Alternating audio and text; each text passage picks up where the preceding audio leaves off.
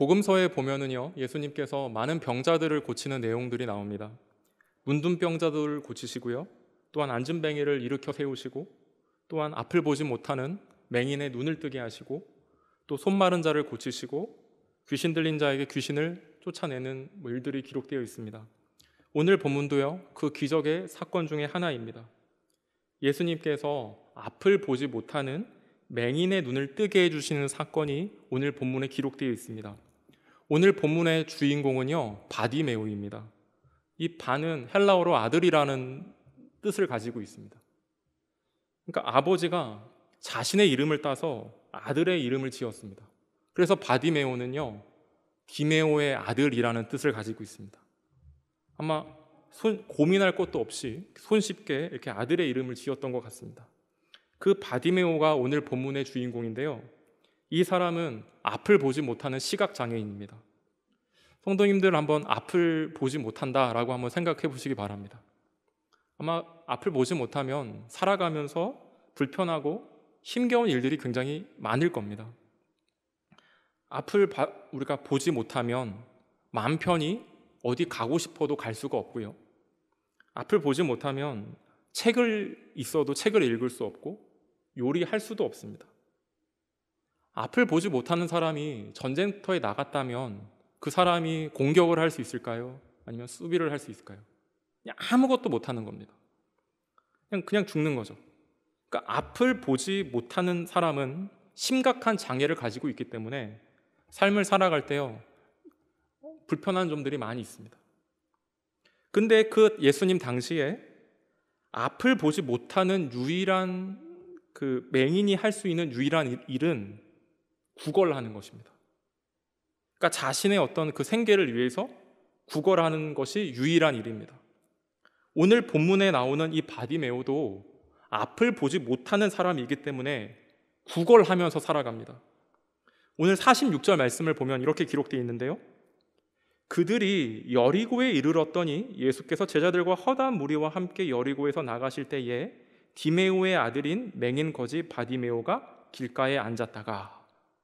그런데 여기 바디메오를 보면 이 바디메오 앞쪽에 여기 빨간색으로 표시가 되어 있는데요, 뭐라고 나와 있냐면 맹인 거지라고 이렇게 기록되어 있습니다. 이 두 단어가요, 기가 막힌 조합을 이루어지고 있는 거죠. 맹인 거지.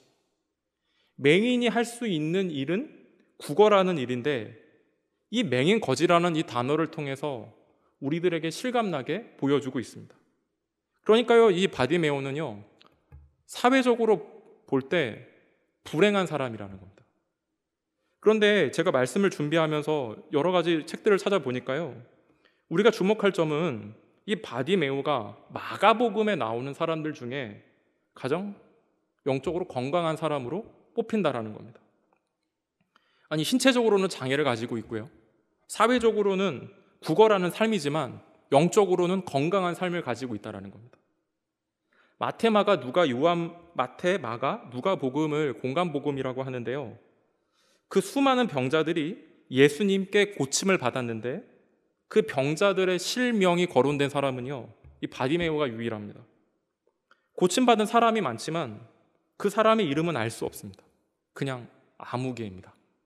38년 병자된 아무개, 12년을 혈루증 앓은 아무개, 그냥 이름을 알 수 없는데요, 이 마가복음에서는 유일하게 이 바디메오의 이름이 기록되어 있습니다. 그러면 이 바디메오가 앞을 보지 못하는 사람인데 도대체 이 사람은 어떻게 영적으로 건강함을 유지할 수 있었는지, 그 비결이 무엇인지 한 3가지 정도를 성도님들과 함께 나누기를 원합니다. 바디메오가요, 영적으로 건강할 수 있었던 이유는 첫 번째는요, 예수님이 누구인지 정확히 알았기 때문입니다. 그것이 오늘 본문 46절, 47절에 나와 있는데요, 제가 이 말씀을 읽습니다. 그들이 여리고에 이르렀더니 예수께서 제자들과 허다한 무리와 함께 여리고에서 나가실 때에 디메오의 아들인 맹인 거지 바디메오가 길가에 앉았다가 나사렛 예수시란 말을 듣고 소리질러 이르되 다윗의 자손 예수여 나를 불쌍히 여기소서 하거늘. 여기 보시면 예수님께서요, 십자가를 지기 위해서 예루살렘으로 올라가십니다. 근데 보통 북쪽에 있는 유대인들이 남쪽인 예루살렘을 가기 위해서는 반드시 여리고라는 이 지역을 통과해야 됩니다. 이 북쪽에서 남쪽으로 갈 수 있는 가장 빠른 길은 사마리아를 통과하는 일인데요. 유대인들이 사마리아인이 이방인이고 그래서 이렇게 잘 그쪽으로 가지 않고요. 이렇게 가지 않습니다. 그래서 유대인들이 북쪽에서 남쪽인 예루살렘을 가기 위해서는 북쪽 요단강을 건너서 요단강 동편을 쭉 내려와서 다시 요단강을 건너서 예루살렘을 향해서 나아갑니다. 그런데 그 예루살렘을 가기 위해서 요단강을 건너서 나오는 첫 번째 도시가요, 이 여리고라는 지역입니다. 그 예수님께서도 이 북쪽에서 이 길을 통해서 내려오셨고 예루살렘을 가기 위해서 그 여리고를 통과하게 되는 것이죠.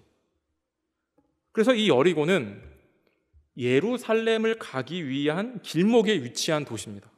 그러니까요, 사람들의 왕래가 빈번하고 사람들이 북적북적한 곳이 이 여리고입니다. 이 구걸해서 생계를 유지하는 이 거지의 입장에서 보면 수많은 사람들이 거기 왕래하니까요, 구걸하기 위해서는 최적의 장소인 겁니다. 그래서 아마 바디메오 가족 혹은 바디메오의 지인들이 그 바디메오를 이곳에 데려다 놓은 것 같습니다. 그 길을 누가 지나가시냐면요, 예수님이 지나가십니다. 근데 성도님들이 한번 생각해 보시기 바랍니다. 무엇을 생각해 보기 원하냐면요, 사람이 앞을 보지 못합니다. 앞을 보지 못하면 어떤 감각이 발달할까요? 마음속으로 다 대답하고 계신 거죠. 네. 청각이 발달합니다. 그러니까 보지 못하니까요, 듣는 것이 예민합니다.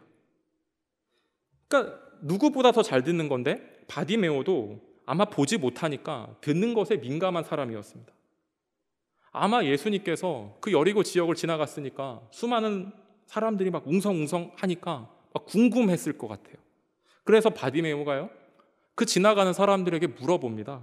그것이 누가복음 18장 37절에 나와 있는데 이렇게 기록되어 있습니다. 여리고에 가까이 가셨을 때에 한 맹인이 길가에 앉아 구걸하다가 무리가 지나감을 듣고 이 무슨 일이냐 물은데, 그러니까 사람들에게 바디메오가 물은 것이죠. 도대체 무슨 일이냐고. 그랬더니 수많은 사람들이 뭐라고 대답을 하냐면 나사렛 예수가 지나간다라고 이야기합니다. 그러니까 지금 오늘 분명 이 바디메오는요, 나사렛 예수가 지나간다라는 얘기를 들었습니다. 그래서 오늘 47절에 보면 이렇게 기록되어 있는데요, 나사렛 예수시란 말을 듣고 소리질러 이르되 다윗의 자손 예수여 나를 불쌍히 여기소서 하거늘. 여기서 우리가 주목해야 될 것은 바디메오가 이 예수님을 부른 호칭입니다. 지금 분명 이 바디메오는 사람들한테 나사렛 예수가 지나간다라고 이야기를 들었습니다. 근데 지금 오늘 본문 47절에서 보니까 다윗의 자손이여 나를 불쌍히 여기소서라고 부르고 있습니다.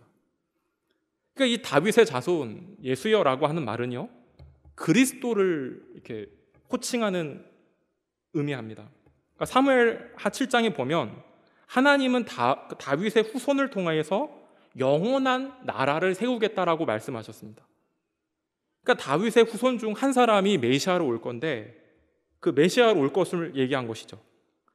다윗의 자손이라고 한 것은 다윗의 어떤 누구누구 혈통을 이야기하는 것이 아니라 다윗의 후손으로 와서 영원한 나라를 세우실 그리스도 메시아를 의미합니다. 그 호칭을 예수님 앞에서 하고 있다라는 겁니다. 그러니까 이거는요, 놀라운 일이 아닐 수 없습니다. 분명 사람들이 바디메오에게 나사렛 예수가 지나간다라는 이야기를 했는데 바디메오는 다윗의 자손 예수여라고 외치고 있다라는 겁니다. 그러니까 지금 이 바디메오는 이 구약 성경에서 예언하고 있는 그 메시아의 소문을 듣고 이미 알고 있었던 것 같아요. 오늘 본문 외에 이 마가복음에서 다윗의 자손이라고 이야기하는 호칭이 나오지 않습니다. 마태복음 1장 1절에 보면 아브라함과 다윗의 자손 예수 그리스도의 계보라. 그러니까 마태복음을 시작을 하면서 하나님께서 약속하신 다윗의 시를 고백하면서 마태복음을 시작을 하는데요, 이 마가복음에서 다윗의 자손이라는 호칭을 쓴 유일한 사람이 바디메오입니다. 그러니까 지금 바디메오는 장애인이고 신체적으로 앞을 보지 못하는 사람인데요, 앞을 보는 사람보다 더 영적으로 건강함을 가지고 있었다라는 점을 우리들에게 보여줍니다. 이렇게 예수님을 정확하게 알았던 바디메오가요, 예수님 앞에 뭐라고 소리를 치고 있냐면 47절에 보면 이렇게 얘기하고 있는데요, 다윗의 자손 예수여, 나를 불쌍히 여기소서. 나를 불쌍히 여기소서.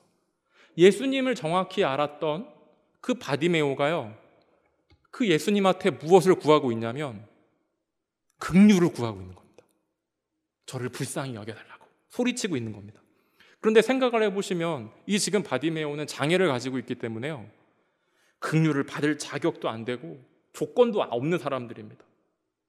자기의 어떤 삶의 현실을 보면 긍휼을 입을 수 없는 사람이 바디메오입니다. 근데 바디메오는 주님 앞에 나아가서 긍휼을 베풀어 달라고 이야기합니다. 그러니까 이 바디메오는 예수님이 누구인지 정확하게 아니까요, 그 예수님 앞에 나아가서 부르짖고 있다는 겁니다.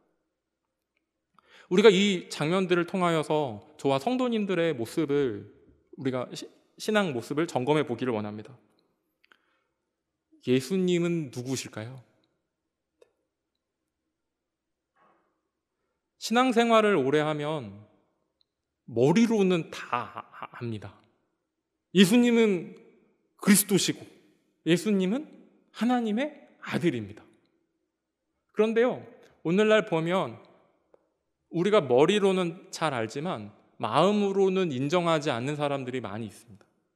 그러니까요, 내 삶 가운데 문제가 있고 어려움이 있어도 하나님 앞에 나아가서 구하지 않는 것이죠. 예를 들어서 물에 빠진 사람이 허우적대고 있는데 갑자기 옆에 배가 지나간다라고 생각을 해보시기 바랍니다. 그럼 우리는 어떻게 할까요? 살려주세요 라고 소리를 지르겠죠. 왜냐하면 배가 나 자신을 구해줄 것을 알고 소리를 지르는 겁니다. 그런데 우리는 어려운 상황이나 힘든 상황 가운데 우리의 자신의 모습은 돌아보지만 정말로 우리가 그 주님 앞에 나아가 우리가 간구하고 있는지 점검해 보았으면 좋겠습니다. 예수님은요, 우리 앞에 계신 분도 아니고요, 우리 옆에 계신 분도 아니고요, 우리의 심령 가운데 우리와 항상 동행하시는 분입니다. 근데 간구하지 않는 사람이 많이 있는 것이죠. 그러니까 예수님을 알기는 알지만 진정한 나의 구원자로 인정하지 않는 모습들이 많이 있다는 겁니다. 그런데요, 바디메오는 긍휼을 받을 조건, 긍휼을 받을 자격이 안 되지만 주님이 주실 것을 알고 구했다는 겁니다. 예수님을 정확히 아는 사람은요, 주님이 이루어 주실 것을 알기 때문에 간구하게 된다는 겁니다. 근데 문제는 하나님의 시간표와 나의 시간표가 달라가지고요, 우리가 실망하고 이제 하지만 우리가 예수님을 알면 간구하는 것이죠. 그래서 예수님은 누구시냐면 하나님의 아들이시고요, 그리스도이십니다. 근데 더 중요한 것은요, 누가 뭐라고 해도 하나님의 아들이고 그리스도라는 겁니다. 그래서 우리가 이런 부분들을 머리로만 깨닫는 것이 아니라 마음으로 깨달으며 나아가면서 하나님 앞에 긍휼을 구하며 나아가는 저와 성도님들 되었으면 좋겠습니다. 두 번째는요, 예수님을 끝까지 붙잡았다라는 겁니다. 48절입니다. 많은 사람들이 꾸짖어 잠잠하라 하되 그가 더욱 크게 소리질러 이르되 다윗의 자손이여 나를 불쌍히 여기소서 하는지라. 지금 이 바디메오가요, 소리를 지릅니다. 다윗의 자손이여 나를 불쌍히 여기소서. 그랬더니 주변에 있는 사람들이요, 조용하라고 꾸짖습니다. 그러니까 바디메오는 포기하지 않고요, 더욱 크게 소리를 지릅니다. 성도님들, 이렇게 이 광경이요, 긴장 관계가 있는 겁니다. 외치는 자 한 사람이 있고요, 조용하라고 꾸짖는 사람이 여러 명 있는 겁니다. 우리가 살아가다 보면 한두 사람이 상처 줘도 우리가 견디기 쉽지 않은데 집단으로 쏘아 붙이면 우리가 거기서 소리치기란 쉽지가 않습니다. 그럼에도 불구하고 바디메오는 더욱 크게 소리 질렀다라는 겁니다. 우리가 신앙생활 하다 보면은요, 여러 가지 어떤 시험들, 방해들이 있을 수 있습니다. 근데 우리가 생각해 보면 많은 사람들이 우리를 힘들게 하면 우리가 믿음으로 이렇게 인내하면서 우리가 이겨내는 경우들이 많은데요.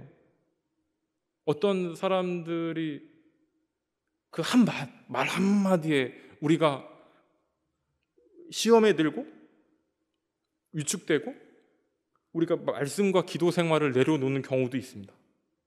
근데 바디메오는 그렇지 않았다라는 겁니다. 집중 포화를 받아도 주님께 나아갔다라는 겁니다. 그러니까 적어도 이 주님을 찾는 일에서는 굽히지 않은 자세를 가지고 있었다라는 것이죠.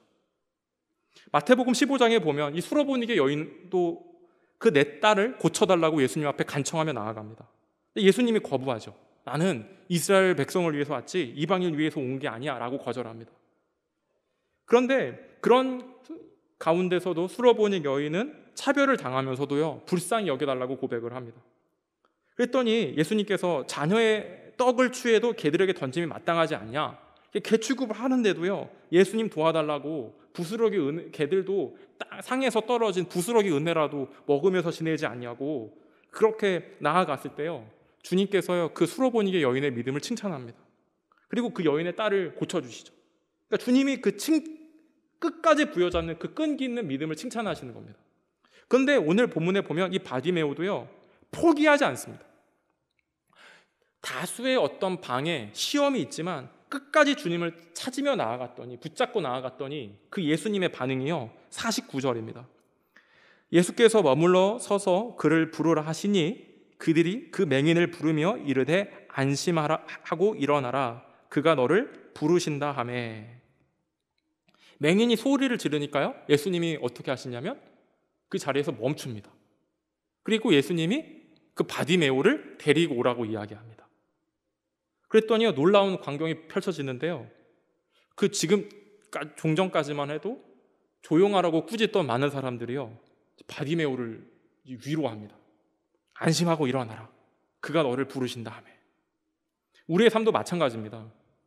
우리가 주님 앞에 나아가고자 하는데 여러 가지 시험이 있고 방해가 있을 수 있지만 예수님께서 우리 삶 가운데 역사하시면 나를 낙심하게 하고 대적하는 사람들의 태도가요 바뀌어지게 되는 것이죠. 주님께서 삶 가운데 역사하시는데요, 그 사람들이 어떻게 하겠습니까? 아무 말도 못하는 것이죠. 그러니까 지금 바디메오는요 정확히 부르짖었을 뿐만 아니라 끝까지 포기하지 않고 그 예수님 앞에 나아갔다라는 겁니다. 세 번째는요, 바디메오는 자기에게 필요한 것이 무엇인지 알았습니다. 그래서 51절입니다. 예수께서 말씀하여 이르시되 내게 무엇을 하여 주기를 원하느냐? 맹인이 이르되 선생님이여 보기 원하나이다. 예수님께서 이 바디메오의 소리를 듣고 예수님이 그 바디메오를 부르자 예수님 앞에 나아갑니다. 근데 그 예수님이 바디메오에게 질문을 합니다. 뭐라고 질문하냐면 내가 무엇을 하여 주기를 원하느냐? 그러니까 바디메오에게 물어본 거죠. 너에게 필요한 것이 무엇이냐라고 물어봅니다. 근데 저 같았으면은 맹인 거지니까 구걸하며 살았으니까요, 그 돈 때문에 얼마나 힘들었겠습니까? 그래서 돈이 많았으면 좋겠습니다. 이렇게 허황된 것, 더 좋은 것, 큰 거를 구할 것 같은데 바디메오가 뭐라고 얘기하냐면 보기 원한다라는 겁니다. 그러니까 허황된 거 구하지 않고요, 그냥 평범한 것을 주님 앞에 구하며 나아갔다라는 겁니다. 그런데 말씀을 준비하면서 찾아보니까요, 그 예수님께서 이 바디메오에게 질문하신 내용, 내가 무엇을 하여 주기 원하느냐라는 이 질문을 오늘 본문은 다 읽지 않았지만 그 앞절에서 그 예수님의 그 제자들에게 똑같은 질문을 하는 내용이요, 그 마가복음 10장 35절 36절에 나오는데요, 이 말씀 제가 읽습니다. 세베대의 아들 야고보와 요한이 주께 나아가 여짜오되 선생님이여 무엇이든지 우리가 구하는 바를 우리에게 하여 주시기를 원하옵나이다. 이르시되 너희에게 무엇을 하여 주기를 원하느냐? 이 지금 예수님께서 제자들한테도 질문합니다. 무엇을 하여 주기를 원하느냐? 그랬더니 야고보와 요한이 뭐라고 얘기하냐면요, 높은 자리를 가고 싶습니다. 영광스러운 자리, 예수님께서 영광스러운 자리 갔을 때 우리가 그 왼쪽 앉고 싶습니다라고 이야기합니다.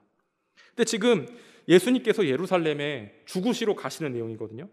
그 십자가의 고통과 그 고통의 십자가, 그 죽음의 십자가를 앞에 두고 있는데, 야고보와 요한은 예수님의 그런 모습은 안중에 없고요, 영광의 자리에 올라가시면 영광의 그 좌우편에 우리를 앉게 해달라고 이야기합니다.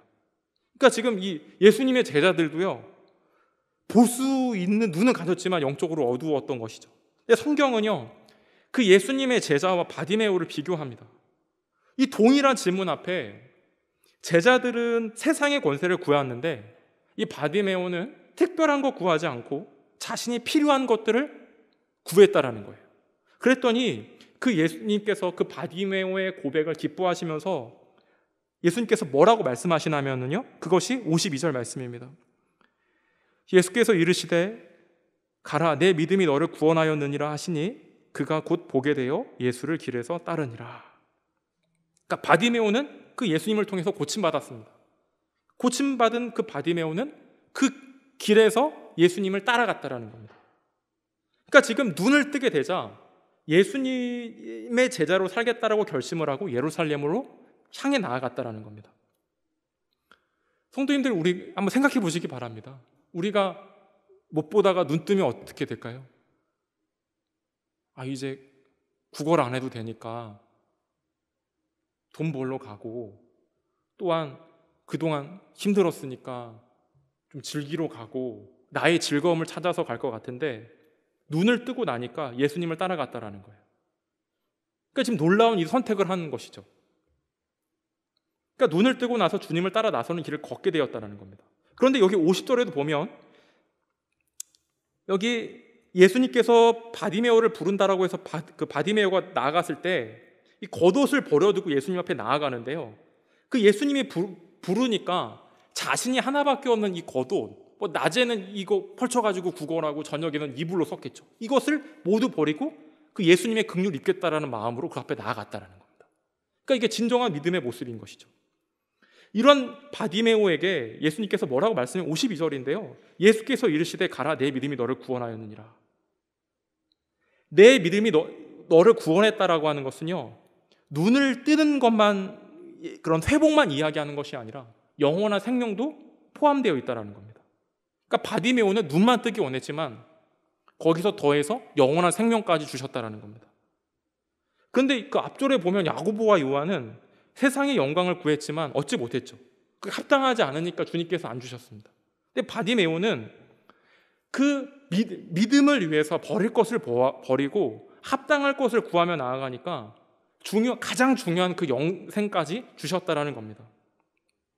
오늘 예배 나오신 성도님들에게 주님께서 내가 무엇을 해주기 원하느냐라고 질문하신다면 성도님들은 뭐라고 대답하시겠습니까?